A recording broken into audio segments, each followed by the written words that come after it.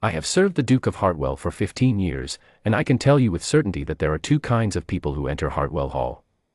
The first kind take one look at him, the height, the silence, the jaw that could cut glass, the way he regards you as though doing long arithmetic in your direction, and they become very small and very careful and say nothing that might displease him. The second kind are rarer. In 15 years of service, I had only ever seen one.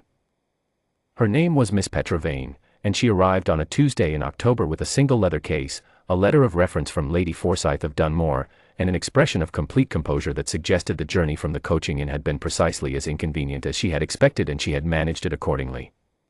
She had been engaged as lady's maid to Lady Emmeline, the Duke's widowed sister, who had come to stay at Hartwell Hall the previous spring and shown no inclination to leave. Lady Emmeline was warm and fluttery and prone to weeping at birds.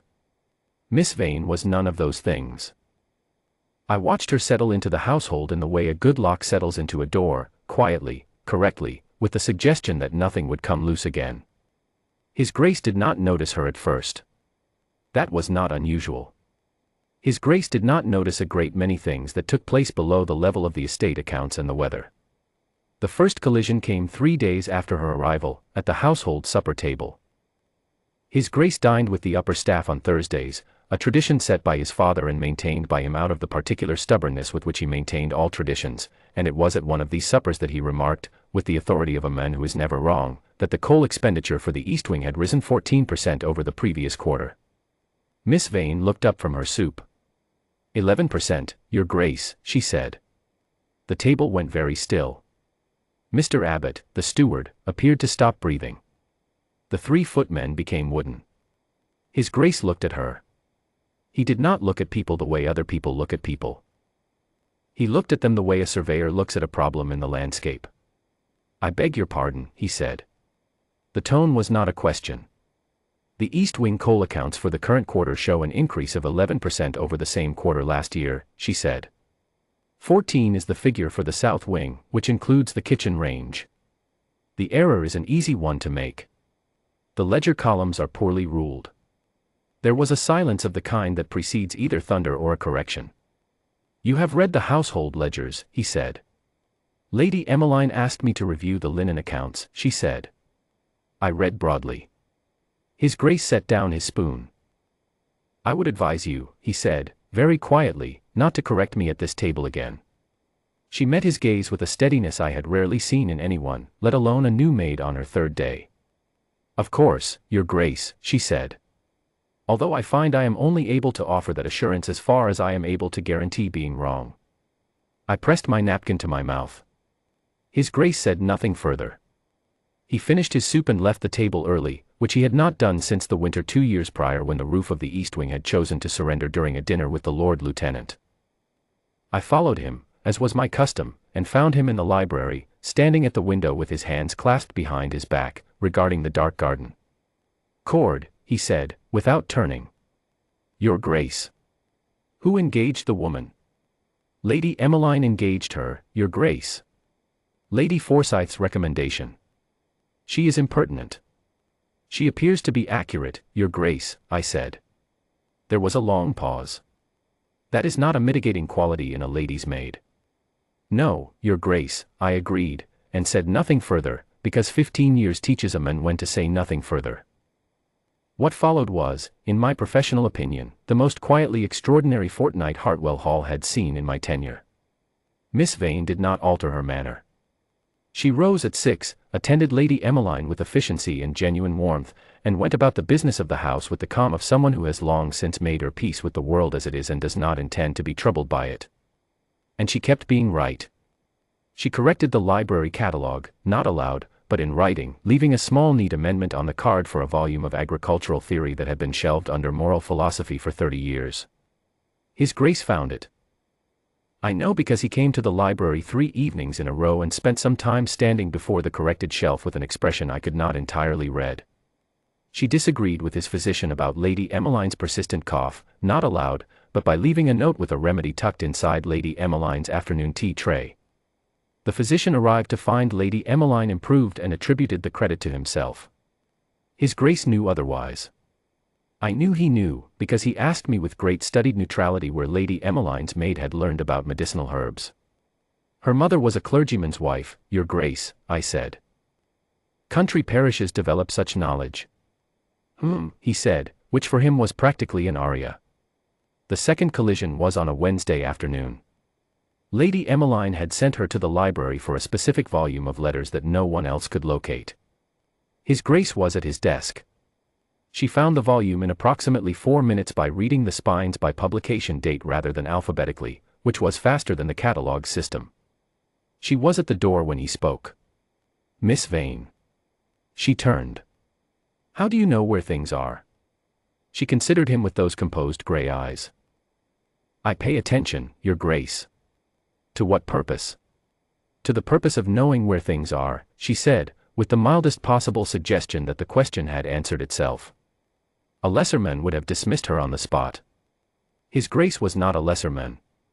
He was a man who had spent his life being the most exact and capable person in any given room, and had consequently never contended with someone more quietly, efficiently capable than himself.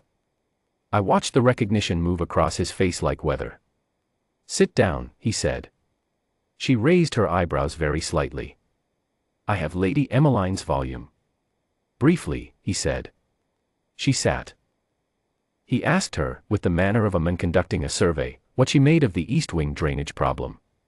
She told him, clearly and without flourish, that the blockage was almost certainly in the secondary channel behind the kitchen garden wall, that it had been the source of the dampness in the lower corridor for at least 2 winters, and that the remedy was a morning's work with a decent crew and would cost considerably less than the repointing that the surveyor had recommended in the autumn report. He looked at her for a long moment. You are very sure of yourself, he said. I try to be sure only of the things I have reason to be sure of, she said. It is more efficient. He almost smiled. I have known this man for 15 years, and I am telling you with authority, he almost smiled. She rose, retrieved the volume, curtsied with perfect correctness, and left. He sat still for quite some time after that. Then he said, without looking at me, Cord. Do not let Lady Emmeline dismiss her. No, your grace, I said. The third collision was the one that nearly cost us everything. It was a question of a tenant family in the north quarter of the estate, the Aldwicks, whose roof had been in disrepair for 2 seasons. Miss Vane had heard of it from one of the kitchen maids. She had, in her quiet way, mentioned it to Lady Emmeline, who had mentioned it to his Grace at tea, and his Grace had said it was in hand, which was his usual answer to matters he had already delegated and therefore considered resolved. Miss Vane happened to be present. She was arranging Lady Emmeline's shawl. It has been in hand for 2 seasons, your grace, she said. He looked at her very sharply. I am not addressing you. No, she said. But the Aldwick children have been sleeping under a patched roof through 2 hard winters, and I thought someone ought to say it plainly. Someone, he said, in the quiet voice that made his secretaries lose their train of thought, did not consult me. Someone is doing so now, she said. The silence that followed was absolute. Lady Emmeline held her breath. I held mine. Then he said, Cord. Send for the builder tomorrow morning. And he looked at Miss Vane, not with the surveyor's arithmetic, not with cold authority, but with something else entirely, something that sat uncomfortably between fury and wonder. You will push until something gives, he said. Only until the right thing gives, she said, and turned back to Lady Emmeline's shawl as though the conversation had been about the weather. He gave no further instruction. He walked out. I followed, as always, and found him in the rose garden despite the November cold, standing on the gravel path with his hands in his coat pockets and his breath fogging in the gray air. He did not speak for a long time. Then he said, She is wrong to speak to me that way. Entirely wrong, your grace, I said. She has no standing to address me on estate matters. None whatsoever, your grace. A silence. An early blackbird tested the cold air from the far hedge. She is right about the Aldwicks, he said. Yes, your grace.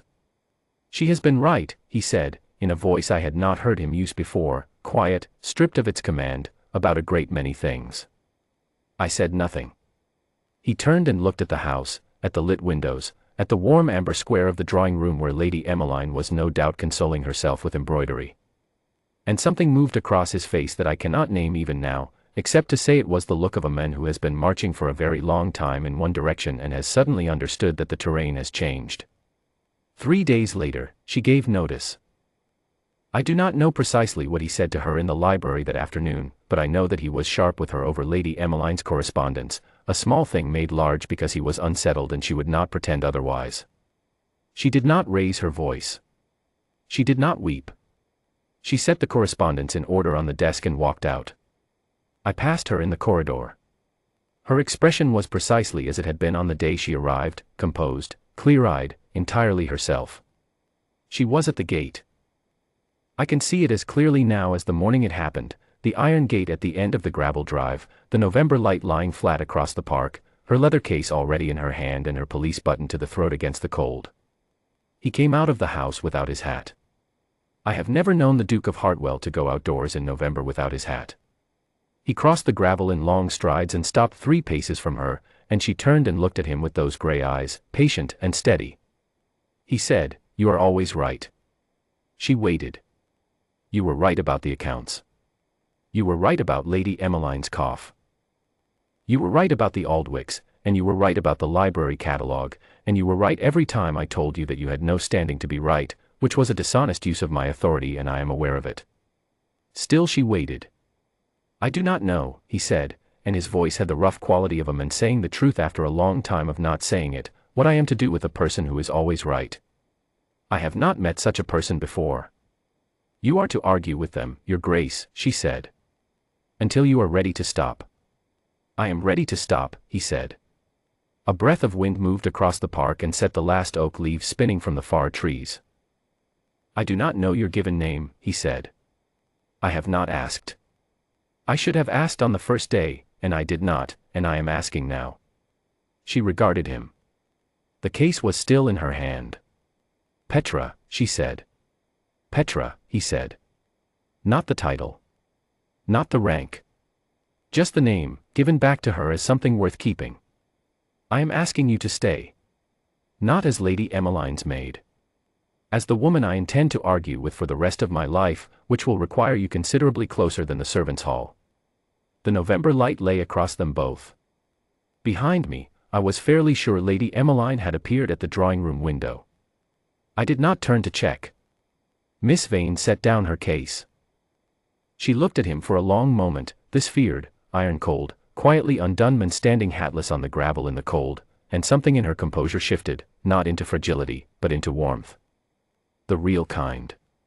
The kind that has been waiting, kept carefully, for someone who turned out to be worth the keeping. "I suppose," she said, "that I am always right." He offered her his arm. She took it. They walked back toward the house together, and the gravel crunched under their feet, and the November sky held its pale gold light over Hartwell Hall, and I picked up her leather case and followed them both in, thinking that in 15 years of service I had seen a great many things, but I had never seen the Duke of Hartwell walk back toward his own front door as though it were a place he was glad to be going. They were married in the spring, at the Aldenmere Chapel, on the morning the Aldwych roof was finished. She wore pale green. He stood at the altar without his guarded silence, without his cold arithmetic, without any of the careful armor I had watched him carry for 15 years, just a man who had found the one argument he did not intend to win.